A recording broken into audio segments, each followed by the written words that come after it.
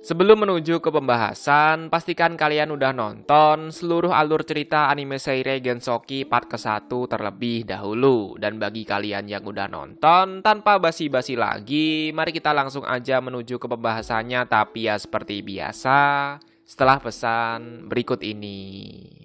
Buat yang lagi nyari situs nonton anime di mana, silahkan cek di deskripsi video ya.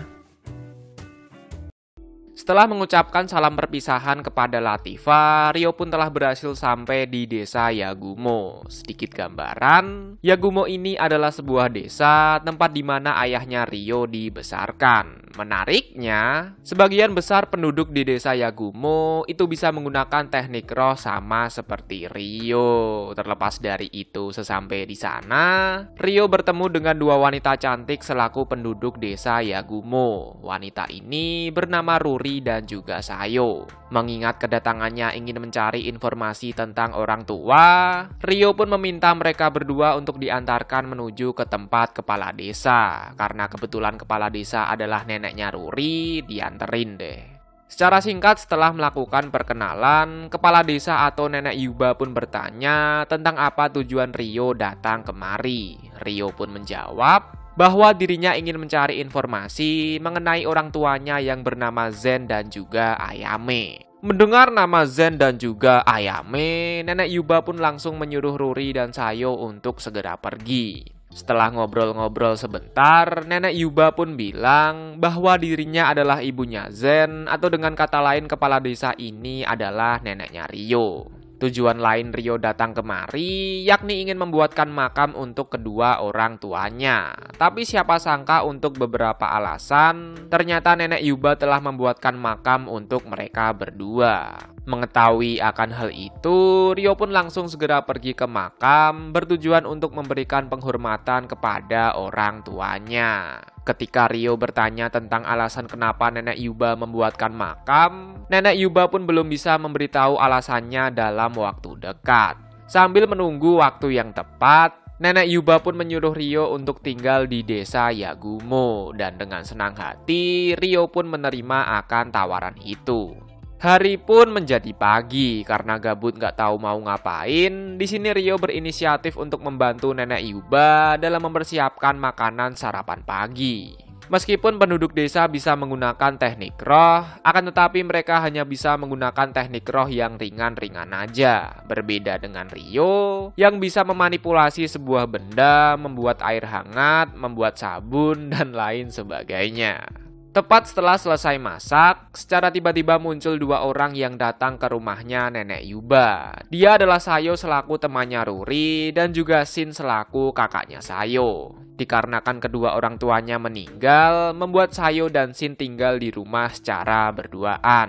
Dikala selesai makan, di sini Sayo dan Ruri langsung membantu Ryo dalam mencuci piring. Tentu dong, karena melihat pria tampan di sampingnya, membuat Sayo pun seketika langsung menjadi terpesona.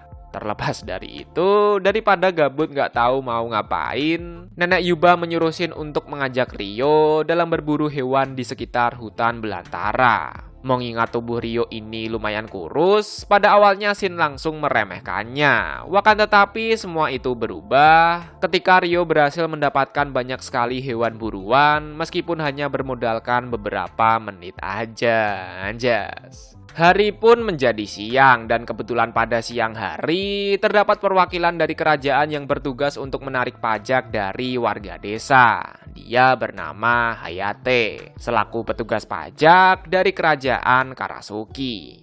Dikala capek berburu dan setelah mengurus pajak menggunakan teknik rohnya, Ryo pun berhasil membuat tempat pemandian air panas. Tidak berhenti sampai di situ aja, berkat teknik rohnya, Ryo juga dapat membuat pewangi, sampo, dan yang paling penting adalah sabun. Tentu dong, karena bau tubuhnya sangatlah wangi, membuat Ruri dan Sayo pun langsung mencium bau badan milik si Ryo ini. Anjas. Ketika Ruri dan Sayo gantian mandi, secara tiba-tiba terdapat seseorang yang langsung masuk ke dalam tempat itu. Untungnya Shin selaku kakaknya Sayo langsung berusaha mencegah orang-orang yang gak bener ini. Dia adalah Gon selaku anak kepala desa yang bekerja sebagai seorang pedagang. Seperti kata pepatah bahwa ora gelut ora semail, Shin pun langsung menyerang Gon tanpa basi-basi lagi. Namun dikarenakan Gon bertubuh besar, membuat Shin malah yang berhasil dipojokkan.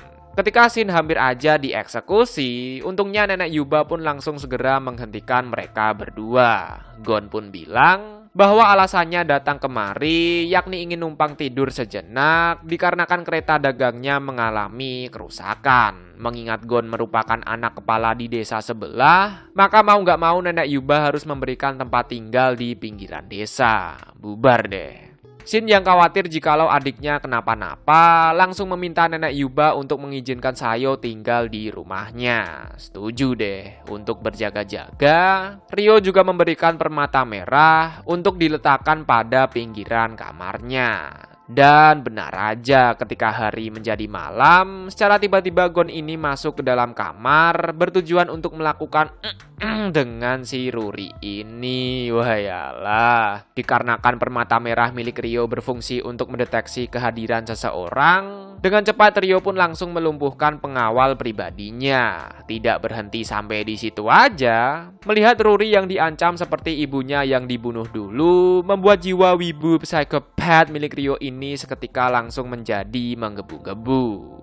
Dan benar aja, ketika Gon melancarkan serangan kepada Ryo, justru dirinya malah terpental keluar, dan Ryo pun juga langsung menghajar habis Gon tanpa basi-basi lagi. Jikalau Hayate selaku petugas pajak tidak menghentikannya, maka bisa aja Gon ini mati akibat menerima hantaman tanpa henti dari si Harutot, maksudnya dari si Ryo. Namun dikarenakan Hayate berjanji akan memberikan hukuman kepada Gon dan anak buahnya, maka Ryo pun juga segera menghentikan akan hantamannya. Sebenarnya Ryo tadi ingin membunuh Gon dengan satu kali serangan, namun dikarenakan kepribadian Ryo perlahan-lahan menjadi Haruto, membuat Ryo pun mengurungkan niatnya dalam membunuh si Gon ini.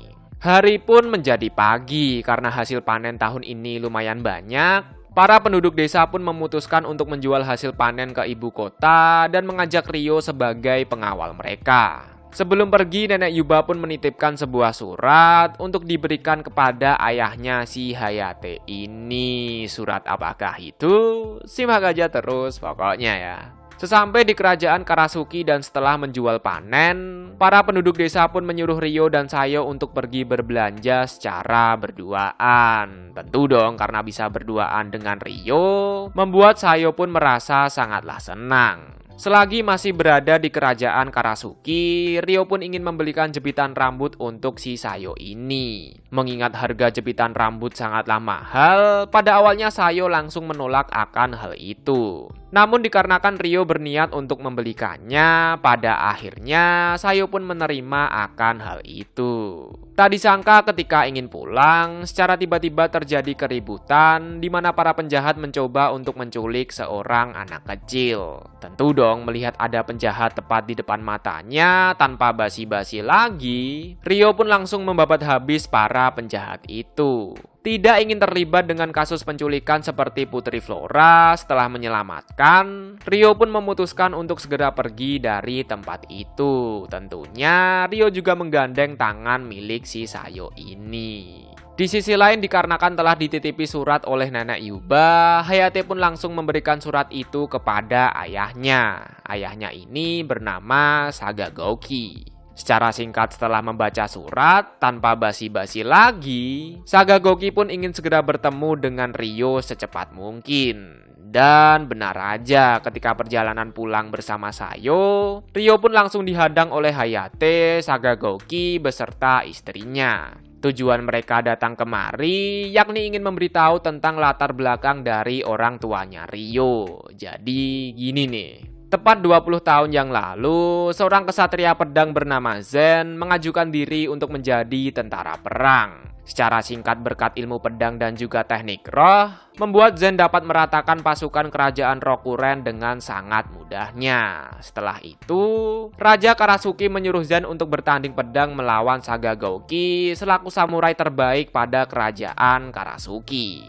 Meskipun Saga Gouki dijuluki sebagai samurai terbaik, akan tetapi Zen mampu mengimbangi bahkan bisa mengalahkan si Saga Gouki ini. Maka dari itu, Saga Gouki langsung merekomendasikan Zen untuk menjadi pengawal pribadi putri kerajaan yang bernama Karasuki Ayame. Mulai dari sinilah, perasaan cinta putri Ayame kepada Zen perlahan-lahan mulai tumbuh. Buat yang bingung atau yang belum paham, jadi Zen sama Ayame ini adalah orang tuanya Ryo. Setiap harinya mereka selalu menjalani hari-hari dengan penuh kebahagiaan. Akan tetapi semua itu berubah ketika pihak kerajaan Rokuren mengajukan gencatan senjata dan meminta putri Ayame sebagai jaminannya. Pernikahan politik lah.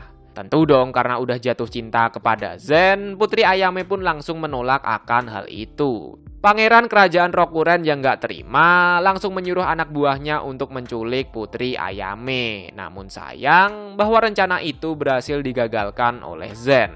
Agar supaya putrinya bisa hidup bersama pria yang dicintai, Raja dan Ratu Kerajaan Karasuki secara diam-diam mengatur sebuah rencana agar supaya Zen dan Ayame bisa pergi dari kerajaan. Meskipun harus meninggalkan gelar, harta, dan juga tahta, selama bisa hidup bersama Zen, putri Ayame sudah sangat bahagia akan hal itu. Jadi gitu ceritanya. Oh iya, di sini Ryo dibawa Saga Gouki menemui Ratu dan Raja Karasuki, atau gampangnya mereka berdua adalah kakek dan neneknya si Ryo. Sesampai di sana, Ryo juga menceritakan tentang kehidupannya bersama ibunya, hidup sebagai anak yatim piatu, ditindas oleh kaum bangsawan, dan lain sebagainya. Ryo pun berkata, meskipun ayahnya Ryo telah meninggal dan menjalani hidup sebagai orang miskin, akan tetapi Ryo selalu bahagia karena bisa hidup bersama ibunya.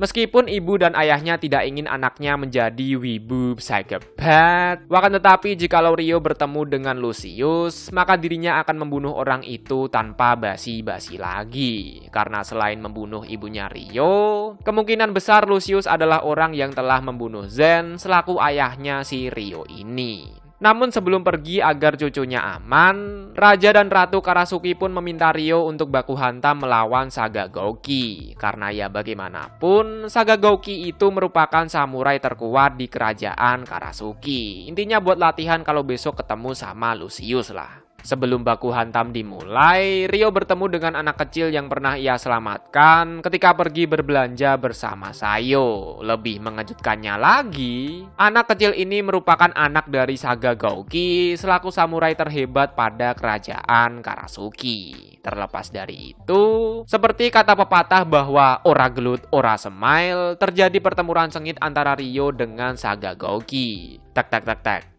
Meskipun Saga Gouki merupakan samurai terkuat, dengan sedikit usaha, Ryo pun dapat mengalahkannya dengan sangat amat mudahnya. Sebelum pulang ke desa Yagumo, Ryo pun meminta izin kepada nenek dan kakek untuk memberitahu identitas aslinya kepada Ruri selaku sepupunya. Dibolehin deh. Hari pun menjadi malam. Mengetahui bahwa Ryo adalah seorang pangeran tanpa basi-basi lagi, Ruri pun langsung segera menyembah si Ryo ini. Namun dikarenakan Ryo menyuruhnya untuk bersikap seperti biasa, setuju deh Ruri.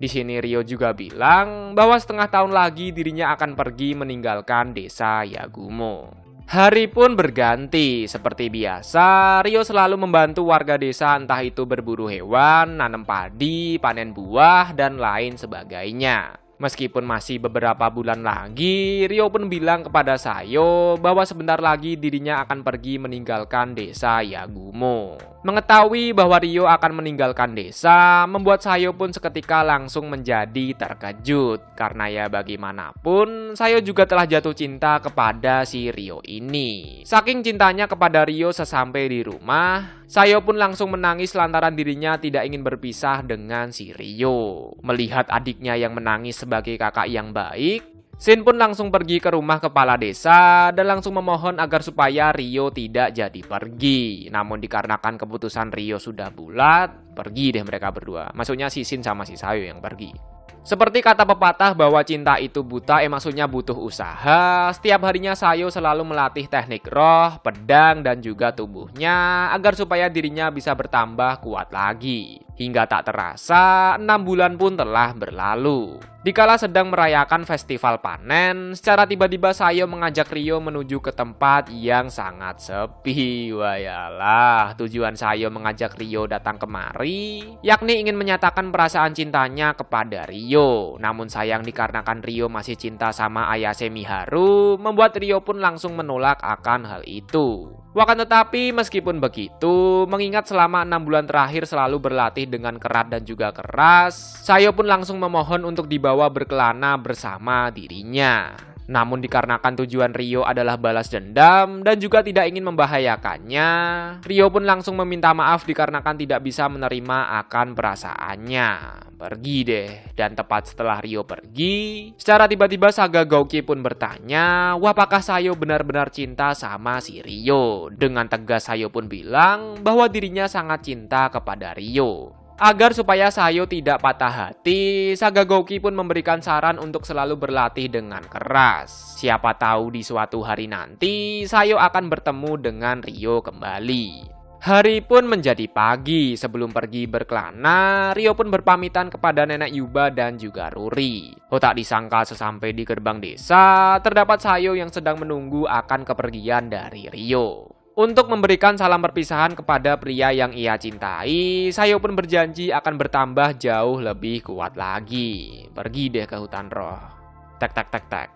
Setelah beberapa hari perjalanan, Rio pun telah sampai pada hutan roh. Sesampai di sana, dirinya langsung disambut oleh Latifah, Orvia, Sarah, dan kawan-kawan. Mengingat Rio harus pergi ke kerajaan Beltram untuk bertemu dengan Celia Sensei, dirinya pun hanya bisa tinggal di hutan roh untuk beberapa bulan aja. Rio juga bercerita bahwa dirinya punya nenek dan seorang saudara wanita. Ketika para tertua bertanya tentang apa yang diinginkan, Rio pun menjawab bahwa dirinya menginginkan sebuah rumah yang bisa dibawa pada dimensi ruang dan waktu atau rumah portable lah. Tentu dong, sebagai seorang pengrajin sejati, Dominic selaku ras dwarf langsung berusaha untuk segera membuatkannya. Hari pun menjadi pagi. Tak disangka ketika bangun tidur, secara tiba-tiba terdapat seorang wanita yang sedang tertidur tepat di samping Rio. Tentu dong, karena wanita ini nggak pakai apa-apa, membuat Rio pun langsung berteriak dengan sangat kerasnya. Di waktu yang sama, melihat kakaknya yang bersama wanita tak dikenal, membuat Latifah dan kawan-kawan pun seketika langsung menjadi heboh. Dikala suasana sudah agak menjadi tenang, Rio pun mulai bertanya. Wanita ini pun menjawab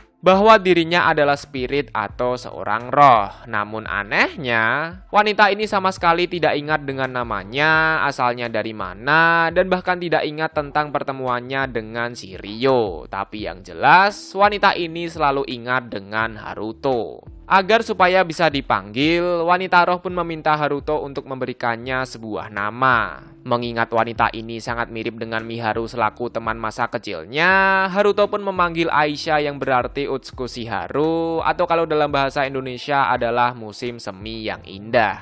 Tentu dong, karena namanya ada unsur haru sama seperti Haruto, membuat Aisyah pun menjadi sangatlah bahagia. Oh iya, di sini Aisyah manggilnya Haruto bukan si Rio ya. Terlepas dari itu, mengingat Dryas merupakan seorang roh, Rio pun berencana untuk membawa Aisyah ke tempat Dryas berada. Tentu dong, karena dari tadi Aisyah manggil Harutot mulu, membuat para tertua pun penasaran tentang Harutot tuh siapa.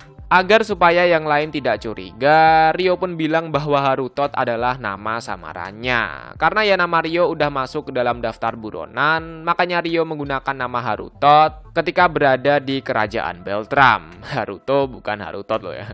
Pada umumnya roh hanya bisa menggunakan beberapa elemen aja. Bahkan tetapi Aisyah bilang bahwa bisa menggunakan semua elemen, membuat Dryas pun ragu mendengar akan hal itu. Untuk membuktikan akan perkataannya, Dryas pun langsung menyuruh Rio untuk baku hantam melawan Aisyah. Hitung-hitung buat tes kemampuan lah. Dan benar aja bahwa Aisyah ini bisa menggunakan semua elemen yang ada. Bahkan Rio yang notabene adalah MC overpower aja sangat kesulitan untuk melawan si Aisyah ini. Padahal bisa dibilang bahwa Aisyah masih belum mengeluarkan kekuatan yang sebenarnya. Wayalah. Hari pun berganti dan setiap harinya Aisyah selalu belajar pengetahuan tentang roh bersama Dryas. Dikala selesai belajar pengetahuan roh, Aisyah juga diajari tentang segala teknik roh yang Rio kuasai. Hingga tak terasa beberapa bulan pun telah berlalu. Dikarenakan rumah, ruang, dan waktu buatan Dominic sudah selesai,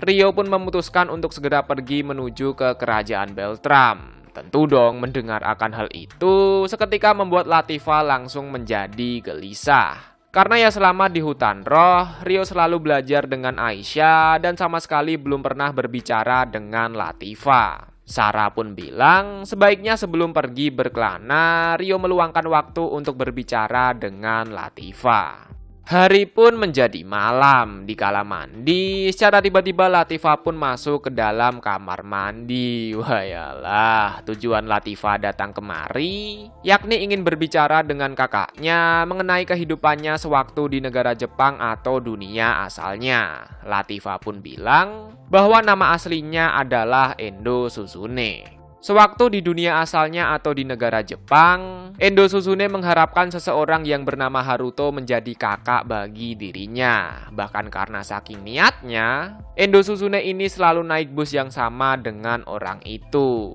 Namun dikarenakan bus yang ditunggangi mengalami kecelakaan, membuat keinginan Endo Suzune pun tidaklah terkabulkan. Mendengar nama Haruto dan insiden kecelakaan bus membuat Rio pun sadar bahwa Latifah adalah anak kecil yang berada di bus yang sama dengan si Haruto. Tanpa basi-basi lagi, Rio pun bilang bahwa namanya ketika hidup di negara Jepang adalah Amakawa Haruto. Mendengar nama Amakawa Haruto membuat Latifah pun menjadi sangatlah bahagia karena ya ternyata Rio yang selama ini menjadi kakaknya yakni Amakawa Haruto selaku orang yang diharapkan oleh Endo Suzune sewaktu di negara Jepang. Dengan cepat Rio pun langsung meminta maaf dikarenakan telah menjadi kakak yang buruk bagi dirinya. Latifah mau memaafkan asalkan Rio berjanji akan pulang ke desa roh secepat mungkin. Setuju deh. Hari pun menjadi pagi. Sebelum pergi, Rio memasukkan rumah buatan Dominic ke dalam penyimpanan ruang dan waktu. Sementara Nenek Ursula memberikan alat teleportasi untuk digunakan jikalau Rio mau pulang ke desa roh dalam hitungan detik. Mengingat Rio menjadi buronan di kerajaan Beltram, Pak Kades pun memberikan sebuah anting yang berfungsi untuk mengubah warna rambut milik seseorang. Intinya buat nyamar lah. Tak lupa sebelum pergi, Rio juga berpamitan kepada Latifah selaku adiknya sendiri. Pergi deh sama Aisyah. Di sisi lain pada kerajaan Beltram, dikarenakan suatu alasan politik, Celia Claire selaku gurunya Rio dulu akan menikah dengan Charles Arbor selaku orang yang pernah menyiksa Rio. Lah, kenapa kok bisa seperti itu? Secara singkat, semenjak Rio meninggalkan kerajaan Beltram, terjadi pertempuran sengit antara Kekaisaran Proxia melawan kerajaan Beltram. Tek. Mengingat Kekaisaran Proxia terdapat Reis selaku penyihir terkuat, membuat kerajaan Beltram dapat dikalahkan dengan sangat mudahnya. Nah, dikarenakan memiliki hubungan baik dengan Reis, Charles Arbor pun memanfaatkan momentum ini untuk melengsarkan raja pada kerajaan Beltram selaku ayahnya Flora dan juga Christina. Intinya Charles Arbor tuh sekarang menjadi bangsawan yang paling tinggi lah atau tertinggi lah. Maka dari itu dirinya akan menikahi Celia Sensei bertujuan untuk melindungi keluarga Celia dari lengsernya status bangsawan. Sebenarnya Celia sama sekali tidak ada niatan untuk menikah dengan Charles karena ya bagaimanapun Celia Sensei itu suka dengan si Rio. Bahkan karena saking cintanya, Celia Sensei selalu membawa surat milik Rio sembari menganggap bahwa Rio selalu berada di sampingnya. Bahkan tetapi jika menolak maka keluarganya berada dalam bahaya, maka mau gak mau Celia Sensei harus menerima akan nasibnya. Sesampai di kerajaan Beltram, mengetahui bahwa Celia Sensei akan menikah dengan Charles Arbor tanpa basi-basi lagi, Rio pun ingin menemui Celia Sensei untuk bertanya tentang apa yang sebenarnya sedang terjadi.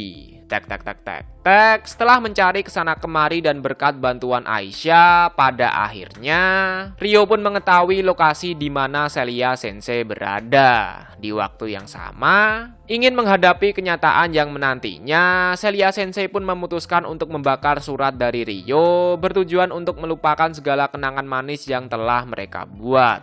Tepat ketika Celia Sensei akan membakar surat, secara tiba-tiba terdapat seseorang misterius yang masuk ke dalam kamarnya tepat pada tengah malam. Tentu dong, karena ada orang misterius berambut putih, membuat Celia Sensei pun menjadi sangatlah ketakutan. Namun setelah Ryo mengubah warna rambutnya, Celia Sensei pun sadar bahwa orang yang berada di depannya adalah Ryo, selaku orang yang sangat Celia Sensei cintai. Langsung dipeluk deh. Setelah ngobrol-ngobrol sebentar, Ryo pun bertanya apakah Celia Sensei benar-benar ingin menikah dengan Charles Arbor. Pada awalnya Celia Sensei pun bilang bahwa Charles Arbor merupakan pria yang sangat baik. Ryo yang tahu bahwa Celia Sensei sedang berbohong, terus berusaha untuk bertanya tentang perasaan yang sebenar-benarnya. Hingga pada akhirnya Celia Sensei pun bilang, jika Celia Sensei tidak mau menikah dengan Charles Arbor, apakah Ryo mau menikahinya atau membawanya pergi dari kerajaan? Ryo yang kaget mendengar akan hal itu hanya bisa terdiam sambil memikirkan solusi terbaiknya.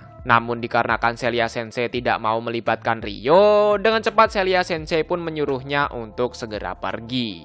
Ryo yang masih belum puas dengan jawaban Celia Sensei berusaha mencari informasi tentang pernikahan itu. Tentunya Ryo juga ditemani oleh Aisyah. Hari pun berganti dan hari ini merupakan hari di mana Celia Sensei akan menikah dengan Charles Arbor. Sebelum pernikahan dimulai, sebagai mantan murid di sekolahan, Christina pun datang menemui Celia Sensei bertujuan untuk meminta maaf kepadanya. Lah, emangnya kenapa? Karena ya gara-gara keluarganya membuat Celia Sensei dipaksa untuk menikah dengan Charles Arbor. Ya intinya gara-gara kalah perang lah. Terlepas dari itu, dikarenakan hari sudah menjadi siang, Celia dan Charles pun segera menuju ke altar bertujuan untuk meresmikan akan pernikahannya. Namun siapa sangka ketika Charles dan Celia akan menjalani upacara pernikahan, secara tiba-tiba muncul seseorang misterius yang langsung mengacaukan upacara pernikahan itu. Dan dia adalah Ryo selaku orang yang sangat Celia Sensei cintai. Pada awalnya Charles mengira bahwa orang misterius itu cuman penjahat biasa. Akan tetapi semua itu berubah ketika pasukan militer terbaik di kerajaan bisa diratakan oleh Ryo dengan sangat amat mudahnya. Setelah pasukan rata, tanpa basi-basi lagi, Ryo pun langsung menghajar Charles dan juga langsung menyandra si Celia Sensei ini. Lah, emangnya kenapa Celia Sensei pakai disandra? Hal ini bertujuan agar supaya keluarganya Celia bisa tetap aman meskipun Celia tidak jadi menikah dengan Charles Arbor. Karena ya bagaimanapun, insiden penculikan ini sama sekali tidak ada kaitannya dengan keluarganya Celia. Seolah-olah tidak bersalah lah.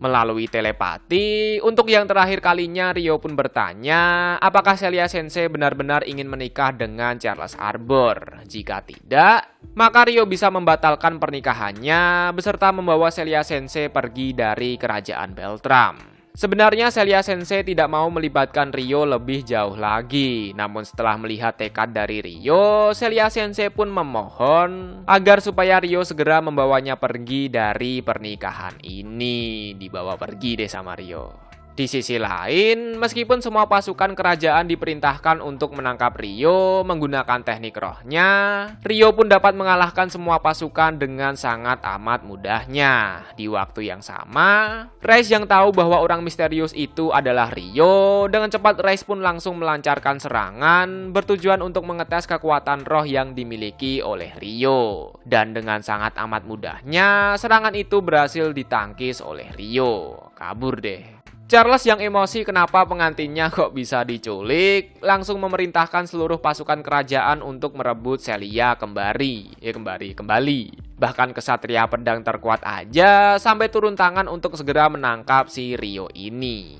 Terdapat banyak sekali griffon atau ayam terbang yang langsung mengejarnya. Agar supaya rencana ini berhasil, Ryo meminta Aisyah untuk membawa Celia Sensei pergi, sementara Ryo akan menjadi umpan untuk mengulur waktu.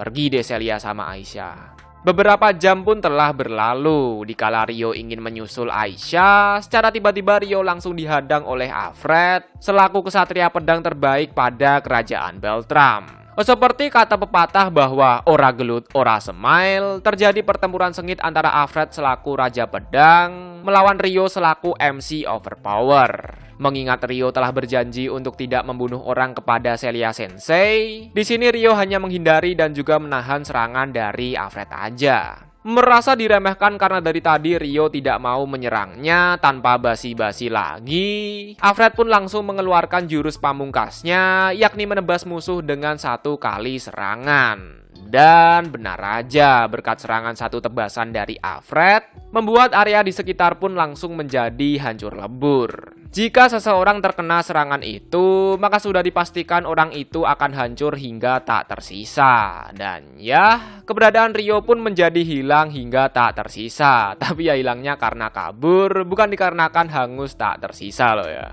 Tepat setelah berhasil kabur dari kerajaan Beltram, Ryo pun langsung menuju ke tempat di mana Aisyah berada. Melihat Ryo selaku pria yang dicintai telah kembali dengan selamat, tentu membuat Celia Sensei pun merasa sangatlah bahagia. Namun tak disangka tiada angin, tiada hujan, secara tiba-tiba muncul cahaya di langit, yang ternyata cahaya itu merupakan sihir pemanggil dari dunia lain. Di waktu yang sama ketika cahaya muncul, Aisyah langsung meminta Haruto untuk pergi ke cahaya itu, sementara dirinya akan melindungi Celia dari mara bahaya. Dan benar aja, bahwa cahaya itu telah memanggil beberapa orang yang berasal dari negara Jepang. Namun dikarenakan di dekat mereka terdapat monster, membuat orang yang terpanggil ini tertangkap oleh para bandit. Mendengar suara orang Jepang yang meminta tolong, Ryo pun langsung membantai para bandit ini tanpa basi-basi lagi. Setelah rata, dibebasin deh. Tak disangka, dari ketiga orang yang berhasil diselamatkan oleh Ryo, terdapat Ayase Miharu selaku orang yang sangat Haruto cintai. Namun dikarenakan Haruto telah berubah menjadi Ryo, membuat Ayase Miharu pun tidak tahu bahwa pria yang ada di depannya adalah Amakawa Haruto selaku teman masa kecilnya dulu. Hayalah, apakah Miharu akan sadar bahwa Ryo adalah Haruto selaku orang yang Miharu cintai? Jawaban itu akan kalian temukan pada season kedua nanti. Sambil menunggu season kedua rilis, kalian bisa nonton anime Kimi-sen, di mana karakter utamanya merupakan kesatria pedang overpower, sama seperti ayahnya Ryo yang bernama Zen. Dan ya, mungkin itu aja pembahasan mengenai seluruh alur cerita anime Seirei Gensouki bagian kedua atau part kedua. Bagi yang mau lihat pembahasannya dalam bentuk tulisan, bisa lihat di forum Nafas Kuda, link sudah saya taruh di deskripsi. Dari saya itu aja, sampai bertemu di kesempatan selanjutnya. Stay ground and keep calm. Akhir kata, sampai jumpa.